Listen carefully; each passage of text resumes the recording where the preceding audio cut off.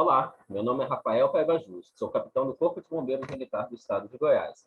Sejam todos bem-vindos à instrução sobre a norma técnica 11 do CBMGO, referente às saídas de emergência, uma das principais medidas de segurança para as edificações. A norma técnica 11 engloba vários assuntos, de forma que estaremos dividindo a instrução em 5 aulas. Na instrução de hoje, falaremos sobre os objetivos, as definições, os componentes de saída de emergência e finalizaremos, então, aprendendo a fazer o cálculo de população nos ambientes, pavimentos e na edificação como um todo. Qual o principal objetivo, então, da regulamentação das saídas de emergência? É garantir a integridade das pessoas durante o abandono e também permitir o acesso à edificação pelas guarnições empenhadas durante o sinistro. Conceitualmente, nós temos na NT3 a seguinte definição de saída de emergência: caminho contínuo devidamente protegido e sinalizado, a ser percorrido pelo usuário em caso de emergência, de qualquer ponto da edificação, recinto de evento ou túnel, até atingir a via pública ou o espaço aberto com garantia de integridade física. Já temos aí, então, senhores, uma observação a ser feita. Nem sempre as saídas direcionarão diretamente para uma via pública. Podemos ter áreas internas à edificação que possam garantir integridade física durante um incêndio, a exemplo de que quadras esportivas e demais áreas abertas. Quais são, então, os componentes da saída de emergência? Atentar para esse slide aqui, senhores, que esse aqui é um item que costuma cair nas provas.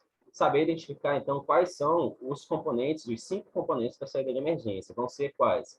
Os acessos de corredores, as rotas de saídas horizontais com as respectivas portas na trajetória até o espaço livre exterior, as escadas ou rampas, a descarga e o elevador de emergência. Vamos falar agora de cada um desses componentes. Acessos e corredores. Vamos falar sobre os conceitos aqui de cada um deles. São o que, então, os acessos e corredores? Os caminhos horizontais até escadas, rampas, área de refúgio ou descarga.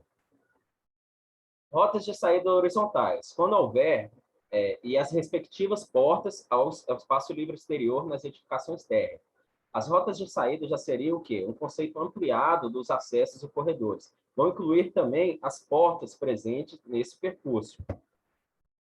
As escadas são o quê? As saídas verticais das edificações quando elas possuem mais de um pavimento. Descarga, o que seria descarga, então? Seria aquele ambiente comum, assim que entramos em algumas edificações, principalmente residencial, hoje em dia a gente vê muito.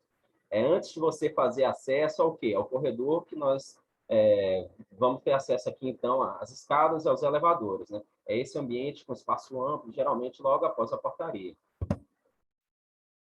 Elevador de emergência, exigido em algumas edificações quando o público que frequenta a edificação possui dificuldade de locomoção ou a edificação possui uma altura muito elevada. Esse elevador é para uso exclusivo do Corpo de Bombeiros durante a atuação nas ocorrências. Por isso, ele possui algumas características que vai diferenciá-lo dos demais elevadores da edificação. Nós vamos estar falando sobre cada um desses componentes do elevador de emergência mais para frente. As obstruções nas saídas, todos os componentes de saída de emergências devem estar o quê? Desobstruídos, facilitando o trânsito das pessoas e equipamentos. Muito comum acharmos o quê? As portas das saídas de emergência trancadas, a saída de emergência, as escadas, corredores obstruídos com lixo, às vezes mesa. Aqui um outro exemplo também, ó, de uma tranca em uma porta, em uma boate. Isso é muito comum porque, às vezes, essa porta ela possui maçaneta dos dois lados e eles ficam com medo de arrombamento, né? Mas quando é uma porta de saída de emergência, não pode ter esse tipo de obstrução aqui, senhores. Móveis e demais objetos, eles não devem reduzir as larguras dos componentes de saída, da saída de emergência, como é muito comum a gente ver o quê? Vasos com plantas, né? Às vezes alguns armários, até em hospitais, fazendo ocupação ali dos corredores aqui. Isso aqui é um item muito difícil da gente fazer a fiscalização, mas que a gente tem que estar sempre atentando para eles. Cálculo da população. As saídas são dimensionadas em função da população que frequenta a edificação. E para isso nós devemos, então, saber qual a população máxima permitida em cada ambiente, em cada pavimento e, por fim, na edificação como um todo. Para o cálculo da população, nós temos a tabela A1 do anexo A da NT11. Os coeficientes que devemos utilizar de acordo com a ocupação daquele ambiente ou edificação. Uma atenção deve ser dada para as notas aplicadas aos itens para que não façamos um dimensionamento errado. Essa aqui, senhores, são as notas. Então, muitas vezes a gente tem aqui, por exemplo, qual que vai ser o coeficiente que a gente vai utilizar para aquela divisão que nós estamos analisando, e essa nota ela vai trazer algumas características específicas para aquela divisão que nós estamos observando, né? Um exemplo de nota se aplica aos palcos, por exemplo. Não é plausível que a lotação de um palco em uma festa seja dimensionada da mesma forma que a área de público, por exemplo, visto que no palco nós temos vários espaços ocupados por equipamentos, né? Os palcos, então, ele usa um dimensionamento separado. Por isso que na tabela ele vai apresentar um índice fazendo referência que essa área vai ter um dimensionamento diferente daquela ocupação como um todo, né? Em algumas ocupações ainda, podemos fazer o dimensionamento aceitando o layout de cadeiras, por exemplo, nas escolas. Tudo isso será definido nas notas aplicadas. Nesse caso específico aqui das cadeiras, vai ter o quê? A nota H, indicando que para aquela ocupação vai ser aceito o layout de cadeiras na sala de aula. Vamos fazer, então, aqui um exemplo de dimensionamento de um salão ocupado por uma igreja. Uma igreja vai ser, então, uma divisão F2, e esse salão possui as dimensões de 30 por 20, totalizando, então, uma área de 600 metros quadrados. Na tabela 1, escolhendo a divisão F2, temos que a lotação deverá ser de quanto? Uma pessoa por metro quadrado de área. Observando, então, a nota G aplicada. Nós vamos falar sobre a nota G posteriormente. Se nós temos, então, uma área total de 600 metros quadrados, uma pessoa a cada metro quadrado, nós vamos ter, então, uma lotação de 600 pessoas. Quer dizer o quê? Que nesse salão, com a ocupação F2 para a igreja, a lotação máxima que a gente vai poder ter vai ser de quê? 600 pessoas. A nota G aplicada, ela fica no rodapé do anexo A dessa tabela, ela vai indicar que o quê? Para o cálculo da população, será admitido o layout dos assentos fixos, permanente, apresentado na planta. De forma que, se a pessoa apresentar, então, um layout com cadeiras fixas, ele pode colocar uma lotação abaixo daquela lotação máxima permitida.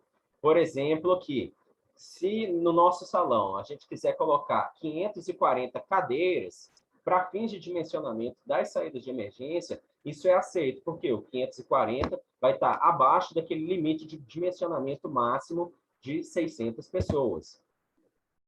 Agora, de forma contrária, nós não podemos aceitar um layout com 660 cadeiras, por exemplo, 660 pessoas, porque pelo dimensionamento da área, nós vamos ter que, naquele ambiente, o máximo de pessoas que comportam vão ser o quê? 600 pessoas. Agora que nós fizemos, então, o dimensionamento de um ambiente ou de um pavimento, vamos avançar a ideia para uma edificação com mais de um pavimento. Vamos usar o mesmo exemplo da ocupação. Uma igreja, mas agora com 2 pavimentos, sendo o pavimento térreo com 400 metros quadrados e o primeiro pavimento, então, com 600 metros quadrados. Qual que é a população máxima permitida nessa edificação e nos pavimentos individualmente? Atentando para a nota G, que tem naquele item referente à ocupação F2, a área total vai ser 600 metros quadrados. No térreo, nós vamos ter o quê? 400 metros quadrados e no primeiro pavimento, 200 metros quadrados. A lotação, então, total para essa edificação vai ser de quê? 600 pessoas de acordo com a área. No primeiro pavimento, nós vamos ter o quê? No pavimento térreo, nós vamos ter 400 pessoas de acordo com a área de 400 metros quadrados. No primeiro pavimento, então, nós vamos ter a lotação máxima de 200 pessoas. Dessa forma, então, senhores, chegamos ao término da aula 1. Nessa instrução, nós falamos dos objetivos da NT11, os principais conceitos e definições, identificamos os componentes das saídas de emergência e aprendemos como fazer o cálculo de população de ambiente, pavimentos e edificações como um todo. Muito obrigado a todos e bons estudos.